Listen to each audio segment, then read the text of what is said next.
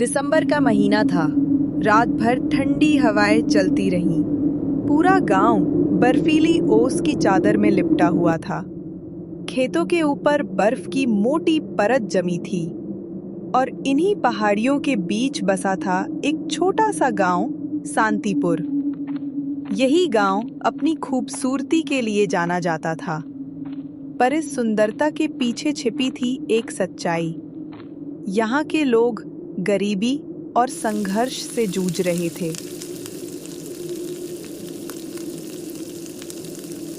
अरे झुमरू, धनंजय जी ने आज बुलाया है ना? चलो, मैं तो भूल ही गया था यार। हाँ दिनों, मुझे याद है, पर सच बताऊं, आग के पास से उठने का मन ही नहीं कर रहा। आज तो ठंड कुछ ज्यादा ही बढ़ गई है। दोनों के मुंह से निकली हर सांस धुएं की तरह उड़ रही थी। सामने जलती आग में लकड़ियां चटक रही थीं और बाहर पहाड़ों पर बर्फ की पहली परत जम चुकी थी।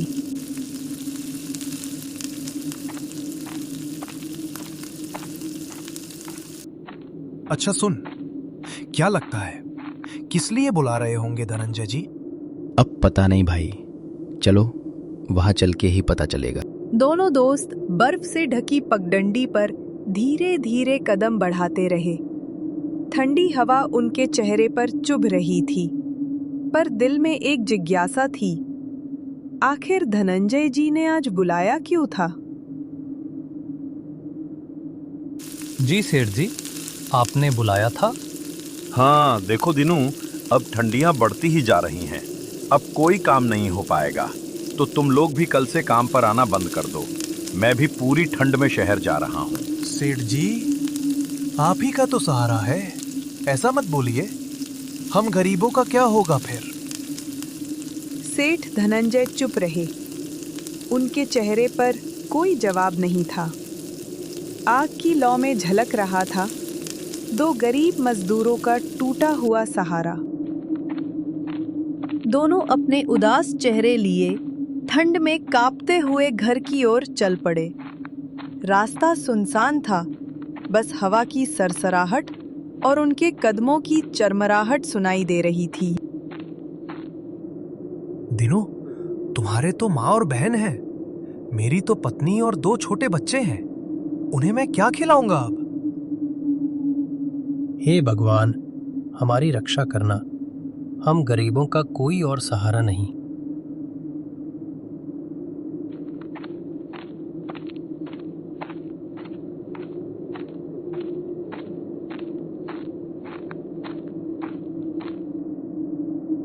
क्या हुआ जी? आपका चेहरा इतना लटका हुआ क्यों है? क्या बताऊं गंगा, धनंजय जी अब यहाँ नहीं रहेंगे। उन्होंने हमें काम से निकाल दिया। क्या? अब क्या होगा जी? रोज के पैसों से ही तो हमारा घर चलता है। आज का राशन तो है, पर कल से हमें भूखा ही रहना पड़ेगा।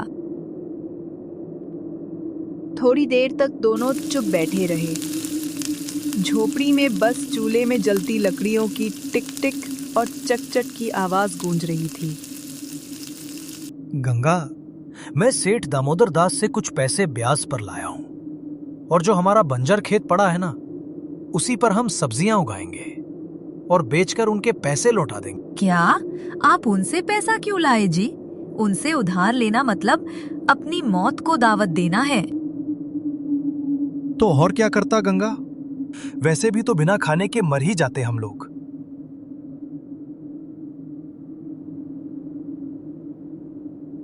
झुमरू की बातों में बेबसी थी, पर गंगा की आंखों में डर साफ झलक रहा था, क्योंकि सेठ दामोदर दास का नाम सुनते ही पूरे गांव में सन्नाटा छा जाता था।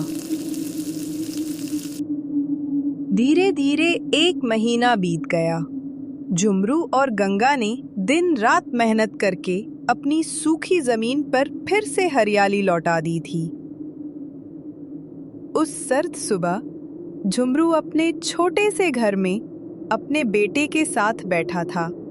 हवा में ठंड की सिहरन थी और उसके हाथ में था मिट्टी के कुल्हड़ में भरा गरम चाय। तभी बाहर किसी के आने की आहट हुई।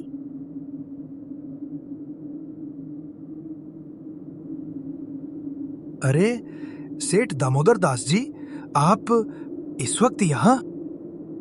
हाँ झुमरू। सोचा जरा देखने आऊं कि मेरी मेहनत के पैसे कैसे उग रहे हैं तुम्हारी जमीन में। कल चिन महीना पूरा हो गया था, याद है ना तुमको? मैं अपने ब्याज के पैसे लेने आया हूं। झुमरू रसोई में गया और गंगा से बोला,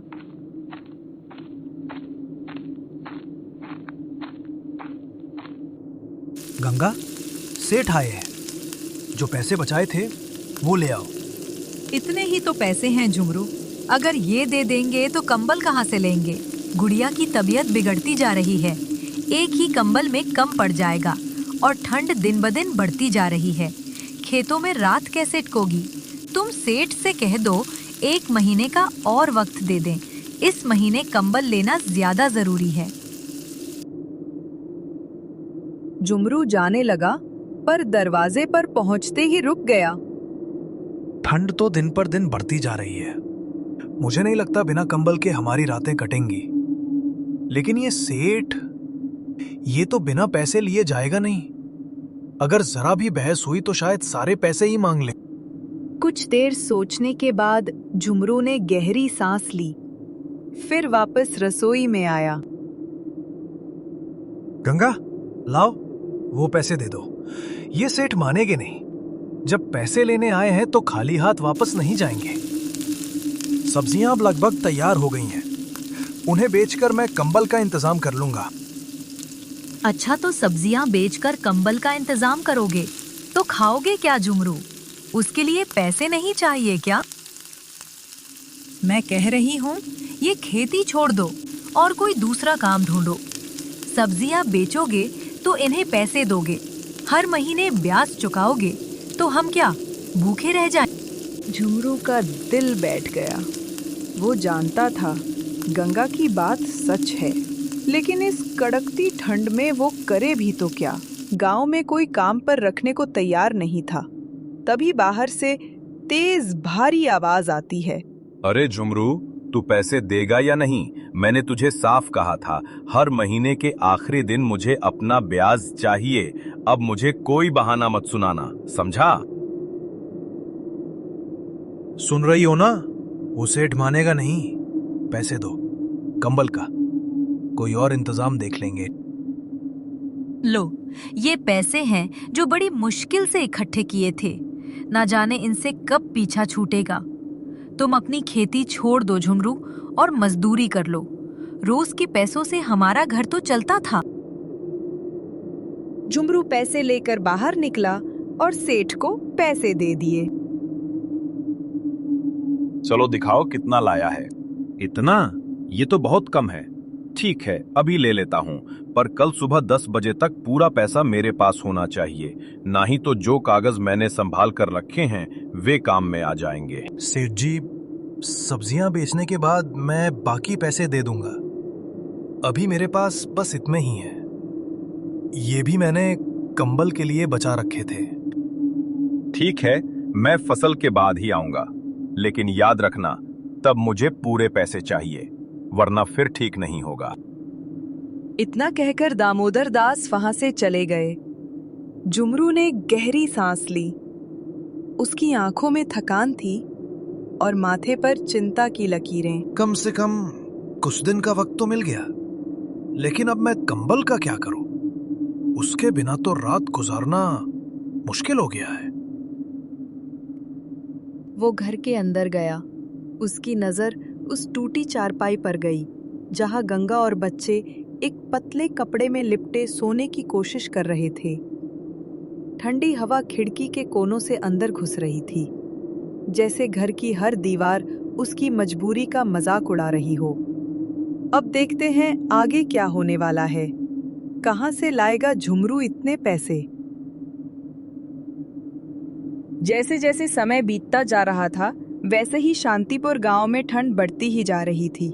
सूरज अब दिन में बस कुछ देर झांकता और शाम होते ही बर्फीली हवाएं गलियों में नाचने लगती। इसी गांव में रहती थी एक बुजुर्ग औरत, जानकी काकी, जो अपने बीमार पति के साथ एक छोटे से मिट्टी के घर में रहती थी। जानकी काकी के पास 2 गायें थीं। वो उन्हीं गायों के गोबर से उपले बनाती और फिर उन्हें सूखने के बाद गांव-गांव, घर-घर जाकर बेचती थीं। हाय भगवान, ये ठंड कितनी बढ़ती जा रही है। इतनी ठंड में मैं काम कैसे करूं? आज तो घर में खाने को भी कुछ नहीं है और इधर मेरा बूढ़ा आदमी ये तो बिस्तर पर पड़ा बीमारी से लड़ रहा है। ठंड से ठिठुरती हुई जानकी काकी सिर पर उपलों की टोकरी उठाए गांव तक पहुंच गई थी। उपले ले लो, उपले। ठंडी में बहुत काम आएगा, पूरी रात जल जाएगा। गरीबों का सहारा है उपले। ले लो, उपले ले लो। आज कोई भी उपले लेने क्यों नहीं आ रहा? लगता है ठंड के मारे सब लोग घरों में दुबके पड़े हैं। लग रहा है आज तो खाली हाथ ही घर जाना पड़ेगा मुझे। लेकिन वहाँ मेरा भूखा पति मेरा इंतजार कर रहा है। अरे काकी, रुकिए, अपने भारी भरकम उपले मुझे भी दे दीजिए। हे भगवान, बाहर बहुत ठंड है काकी, जरा जल्दी करिए ना। हाँ हाँ बेटी, अभी देती हूँ। लो, ये लो अपने उपले। काकी, पैसे कल ले लेना, अभी तो मेरे पास खुले पैसे नहीं हैं। बेटी, घर में अनाज का एक दाना भी नहीं बचा है। अगर तुम्हारे पास पैसे नहीं हैं तो पैसे के बदले थोड़ा अनाज ही दे दो। काकी, ये लीजिए थोड़ा चावल। ठीक है बेटी, ला यही दे दे। आज इसी से मेरा काम चल जाएगा। उपले बेचकर जंकी काकी अपने घर की ओर निकल पड़ी। रास्ते में ठंडी हवा की लहरें तेज होती जा रही थीं। सांसें जैसे जमसी रही थीं। हे भगवान, कितनी ठंडी लग रही है। थोड़ा तो रहम खा मेरे ऊपर। अरे ठंड, तू ही कुछ रहम खा ले मुझ पर। ठंड का कहर इस कदर उमड़ रहा था कि पूरे गांव वाले परेशान हो चुके थे। दिन ढलते ढलते ठंड ने अपना विशाल और डरावना रूप ले लिया था। रात गहराने लगी और उसी काली घुटन भरी अंधेरी रात में अचानक आसमान चक से फटता हुआ लगा। कड़कती बिजली के साथ साथ मूसलाधार बारिश भी शुरू हो गई। बारिश जैसे आसमान से गिर नहीं रही थी, बल्कि किसी ने बादलों के पूरे घड़े एक साथ उलट दिए हों।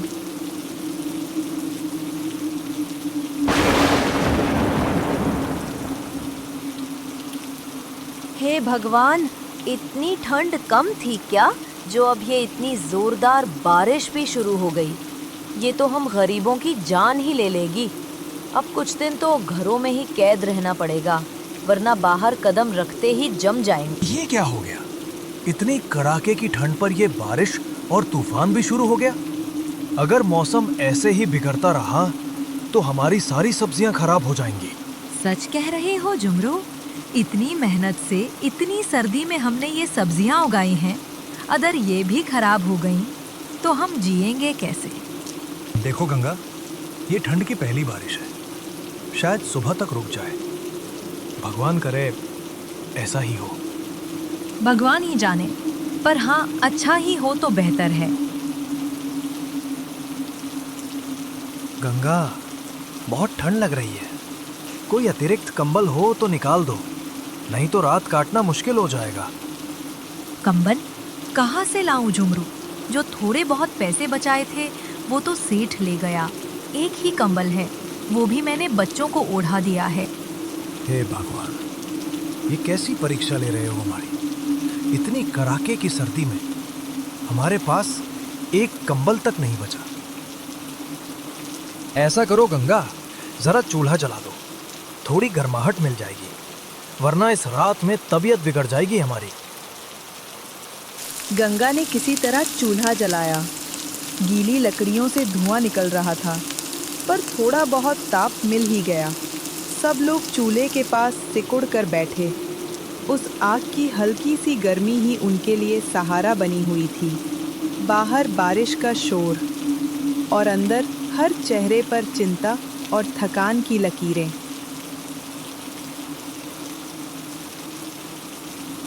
बारिश रुकी ही नहीं। 1 दिन, 2 दिन, 3 दिन, पूरा 4 दिन तक लगातार आसमान बरसता ही रहा। कोई भी घर से बाहर नहीं निकला। किसी के पास हिम्मत नहीं बची थी और ना ही कोई उम्मीद।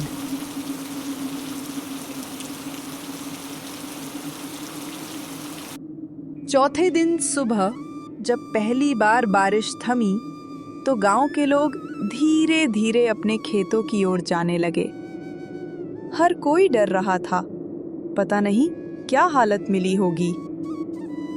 झुमरू भी अपने खेत में पहुंचा। हे राम, ये क्या हो गया? ये फसल ही तो हमारा सहारा थी, ये भी बर्बाद हो गई। सारी मेहनत, सारा पसीना 4 दिन की बारिश ने सब बहा दिया। और ऊपर से वो सेठ भी कल अपना पैसा लेने आएगा। पता नहीं अब हमारे साथ क्या होगा। हे भगवान, इस ठंड में हमारी रक्षा करना।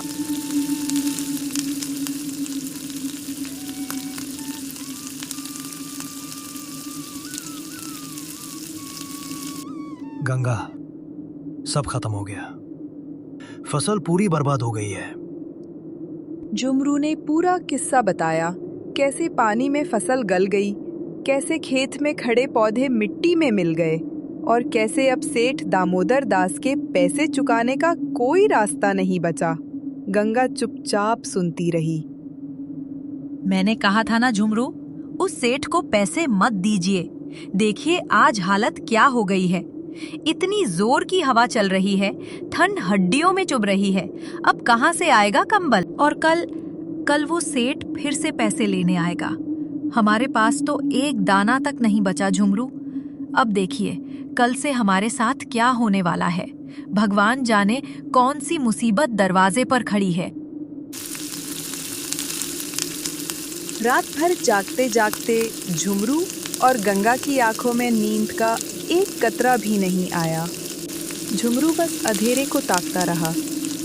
उसे पता था कि सुबह एक तूफान उनके दरवाजे पर दस्तक देगा।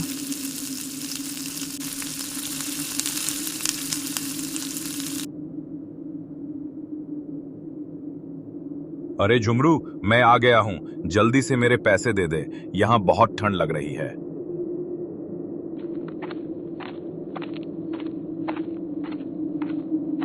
सेठ जी, मुझे माफ कर दीजिए। आज मैं आपके पैसे नहीं दे सकता। मेरी पूरी फसल बारिश में बर्बाद हो गई है। सारा खेत पानी में डूब चुका है। मैं हाथ जोड़कर कहता हूं, कृपया मुझे थोड़ा समय दे दीजिए। मैं कोई और काम ढूंढ लूंगा और सबसे पहले आपके पैसे चुका दूंगा। मुझे कोई बहाना नहीं चाहिए झुमरू, बस पैसे चाहिए अभी के अभी। और अगर नहीं दे सकता तो सुन ले, आज से ये घर और तेरा खेत दोनों मेरे हुए। जब पैसे ले आएगा तब वापस ले लेना। थोड़ा तो रहम खाइए। ये घर मेरा आशियाना है, यह मेरी पत्नी है, मेरे छोटे छोटे बच्चे हैं। इतनी ठंड में मैं इन्हें लेकर कहां जाऊंगा? मुझे कुछ नहीं सुनना है। अभी इसी वक्त अपने बीवी बच्चों को लेकर इस घर से निकल जा झुमरू, और जब पैसे हों तब वापस आ जाना। ये सुनते ही झुमरू की आंखों के सामने अंधेरा सा छा गया, लेकिन सेठ दामोदर दास के चेहरे पर जरा भी रहम नहीं था। कुछ ही मिनटों में गंगा, झुमरू और उनके 2 छोटे बच्चे उस जमा देने वाली ठंड में घर से बेघर कर दिए गए। बाहर हवा ऐसे चल रही थी जैसे कोई नुकीली चीज चुभ रही हो। आसमान काला था और सूरज कहीं दिखाई ही नहीं दे रहा था।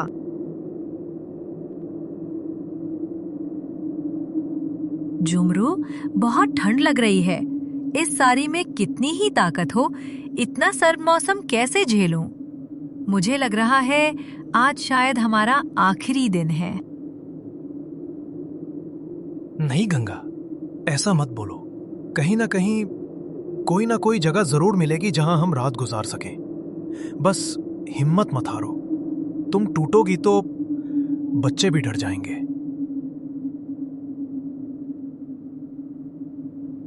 कुछ दूरी तक लड़खड़ाते हुए चलते चलते गांव के किनारे अचानक उन्हें एक पुरानी सी झोपड़ी दिखाई दी।